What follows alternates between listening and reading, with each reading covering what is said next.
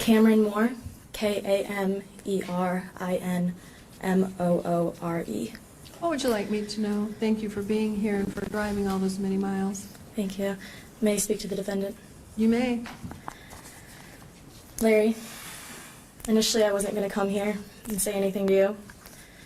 Not because I didn't have anything to say, but because I didn't want this child I'm carrying to be in the same room as a child molester. Even an unborn life shouldn't be subjected to that. That's how deeply I hate you for what you did to me. I was a gymnast at Twist Stars for 12 years, and I was notorious in my gym for always being injured. I had my first major injury when I was 10, and that marked the beginning of our very long and very close relationship. Every year it was something new, a torn hamstring, a fractured back, and then surgery after surgery after surgery. Every time I thought my gymnastics career was over, you were there to nurse me back to health, any place and any time. You allowed me to come to your house late at night or had me sneak in the back door at MSU for treatment. I couldn't believe how lucky I was that the great Larry Nassar was always at my disposal. You called me your guinea pig because you'd always try out your new techniques or treatment tools on me, and we always joked about how big my file was. By the time I graduated, I had 3 or 4 files, I think, to hold all the paperwork from all the times you had treated me, all the times you had worked to gain my trust, and eventually all the times you abused that trust in order to abuse me. When my dad passed away when I was 12, you became the only adult male figure in my life that I trusted. That was also the year that I made the U.S. national team, as well as the year that you and I became much closer. You would talk trash about my coaches because you knew how much I hated them. You would have snaps for me at the national team training camps because you knew we were on a highly restricted diet. You even cried to me one day alone in your home as you told me one of your deepest secrets about your family. You weren't just a doctor to me, you were my buddy. But it wasn't long after our friendship developed that you decided what we now call your special treatment. I vividly remember the first time. I remember you telling me that I had to wear either my leotard or shorts for the treatment. I remember how absolutely mortified I was when you asked me if I had started my period yet because you couldn't do the treatment if I had a tampon in. And I remember becoming more and more uncomfortable and tense as your hand slowly massaged its way closer to my genitals. And then you put your finger inside me, all the while talking to me as if what you were doing was perfectly normal. It wasn't. You abused the trust that I, and so many others, put in you for your own sexual gratification. For that alone, I can't imagine a punishment great enough for you.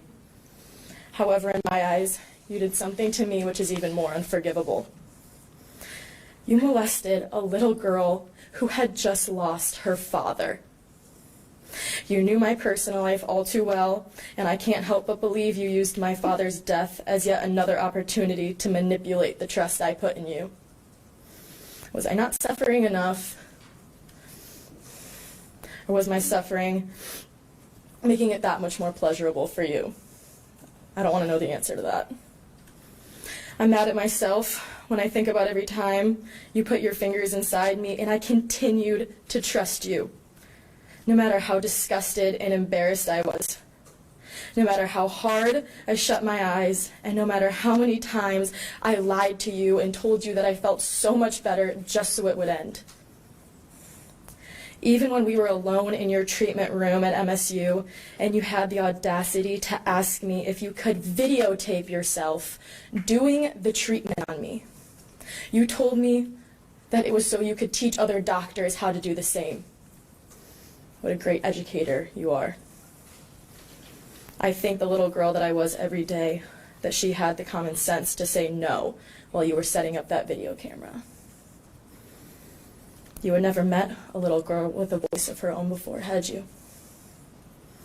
I want to thank my mom right now for raising me to know that even as a little girl, I had the power to say no to a grown man. I doubt she ever thought I'd have to use that power against someone she considered a friend. And she did consider you a friend.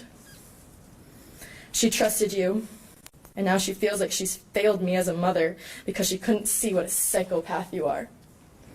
Her and I both have to live with that every day. It's hard to imagine that even after all of that, you had me so wrapped around your finger and I still trusted you so much.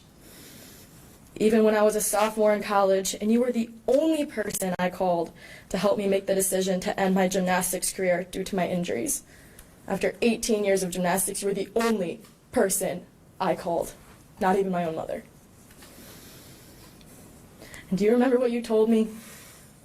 You said, "Cammie, you've suffered more than anyone in order to do this sport, and nobody should have to suffer that much. It's time to be done." So I guess in some weird way, you did care if I suffered. You just didn't care when it pleasured you.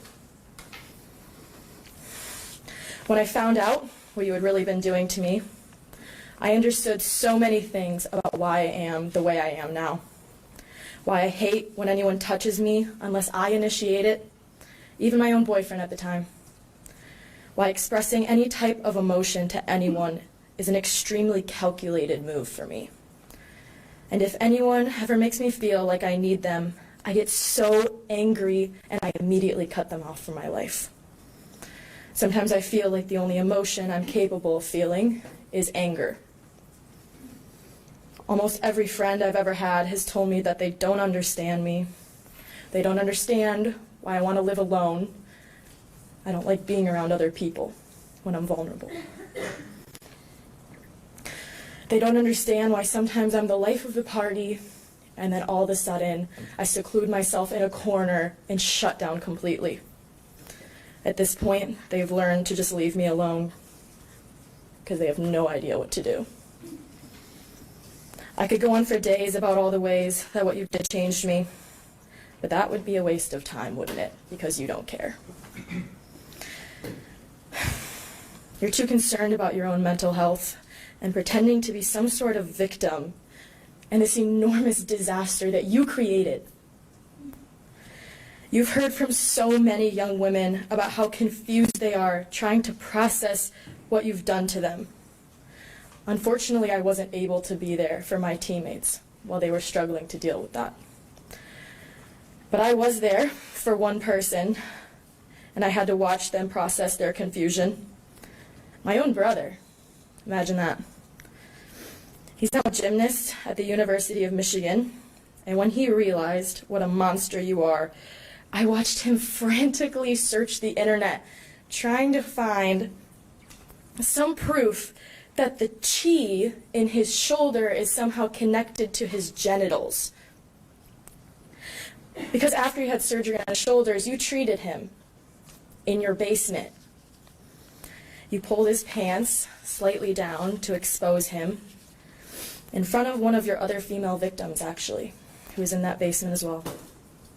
And you put acupuncture needles right next to his genitals.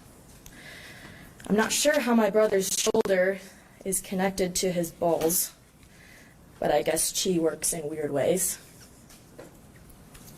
My whole family was fooled by you, but I know now who you really are. A child molester and a master manipulator, and I don't blame myself anymore for being the innocent child that I was. But I will very soon, with the help of my family and my friends and my psychologist, be free of this pain that you've caused me. You, on the other hand, will learn a whole new meaning for the word friend in prison. You have no family. And freedom to you will soon become any moment when you're not in fear or when you forget for even 1 second that your victims are living wonderful lives as survivors while you rot in your cage. It took too long to get to this place where you will finally have to suffer those consequences. Alone and afraid. But that to me is still a great victory. You will never mean anything to anyone for the rest of your entire life. Never. I'm done. Thank you. Thank you. You are extraordinarily strong, and this is a great step in your healing. I can see the relief pouring out of you, and I'm really proud of you. I'm so sorry you lost your father. I'm sure he's here with you, also praising you. And I know that because you are so strong, you're going to raise a strong child. I understand Thank how you you. felt about coming here and having your child with you, facing him. But have no fear, your voice is a pillar of strength for your child and all other children, which is so important. And your words have stopped the suffering of others and will stop those who think they don't have a voice, because you proved here that despite your fear, you can overcome it, have that voice, face your predator. Be strong, continue to be strong and successful as he weakens.